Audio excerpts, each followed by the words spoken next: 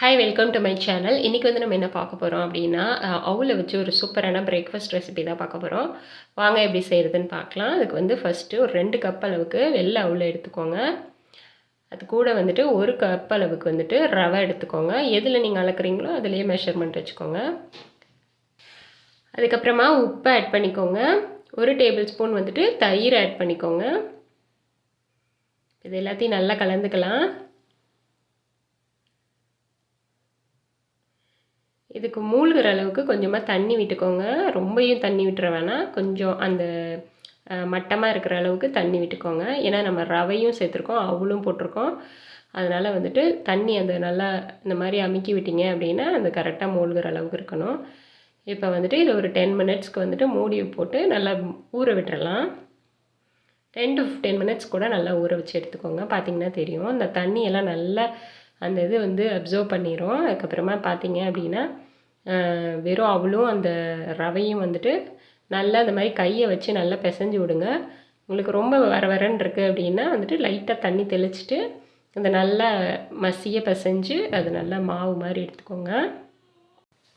இப்போ நல்லா வந்துட்டு நான் வந்து நல்லா பிசைஞ்சு மாவு மாதிரி எடுத்துட்டேன். இதை வந்துட்டு நீங்கள் சின்ன சின்ன பால் மாதிரி எடுத்துக்கோங்க. உங்களுக்கு உருண்டை பிடிக்க வரல அப்படின்னா லைட்டாக தண்ணி தொட்டுக்கோங்க.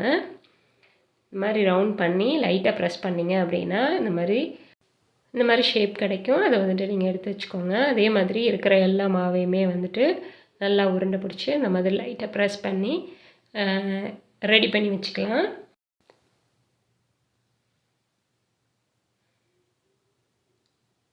நான் எல்லா மாவையுமே ரெடி பண்ணிட்டேன். இதை வந்துட்டு ஒரு இட்லி பாத்திரத்துக்கு மாற்றிக்கோங்க. மாற்றிட்டு நம்ம நார்மலாக இட்லி வேக வைக்கிற மாதிரி ஒரு 10 மினிட்ஸ்க்கு வந்துட்டு இதை ஒரு மூடி போட்டு நல்லா வேக வச்சு எடுத்துக்கோங்க.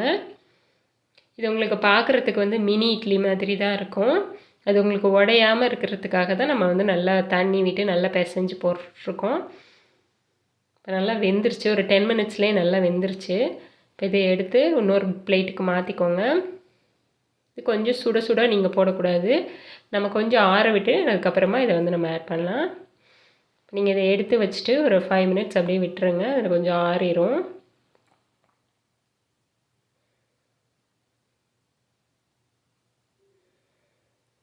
இது அப்படியே ஓரமாக இருக்கட்டும். நெக்ஸ்ட் வந்து இது எப்படி தாளிக்கிறதுன்னு பார்க்கலாம். ஒரு பேன் எடுத்துக்கோங்க. ஒரு கொஞ்சமாக ஆயில் விட்டுட்டு ஜீரகம் போட்டுக்கோங்க. நல்லா பொரிஞ்சதுக்கப்புறமா 2 காஞ்ச மிளகாய் கிள்ளி போட்டுக்கோங்க. அதுக்கப்புறமா கொஞ்சமாக வெங்காயம் ஆட் பண்ணிக்கோங்க. இதை நல்லா வதக்கி விட்டுக்கலாம். இப்போ வந்துட்டு கொஞ்சமாக கேப்சிகம் வந்துட்டு கட் பண்ணி ஆட் பண்ணிக்கோங்க. இது வந்து ஆப்ஷனல் தான், இருந்தால் ஆட் பண்ணிக்கோங்க. இல்லைன்னா நம்ம அது போடணுன்னு அவசியம் இல்லை.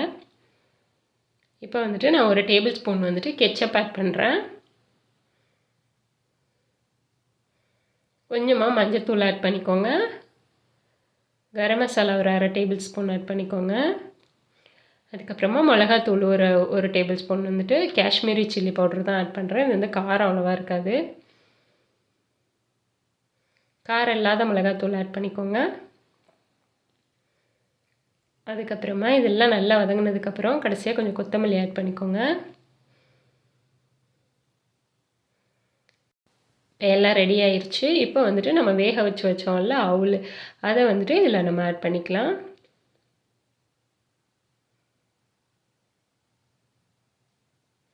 இதை ஆட் பண்ணிவிட்டு இதை வந்துட்டு மெதுவாக நீங்கள் வந்துட்டு மிக்ஸ் பண்ணி விடுங்க. ரொம்ப வேகமாக கிண்டாமல் நல்லா அந்த மசாலா வந்துட்டு எல்லாத்துலேயும் மிக்ஸ் ஆகிற மாதிரி லைட்டாக மிக்ஸ் பண்ணி விட்டுக்கோங்க. இப்போ வந்துட்டு இதுக்கு வந்து கொஞ்சமாக கொத்தமல்லி கடைசியாக ஆட் பண்ணிக்கோங்க. உப்பு வந்துட்டு உங்களுக்கு பார்த்துட்டு ஆட் பண்ணிக்கோங்க. உப்பு வந்து ஏன்னா நம்ம அவுல்லையும் ஆட் பண்ணியிருக்கோம். அதனால் உங்களுக்கு செக் பண்ணி பார்த்துட்டு கொஞ்சமாக ஆட் பண்ணிக்கோங்க.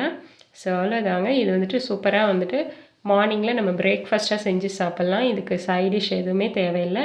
அதை நம்ம இப்படியே சாப்பிட்லாம்.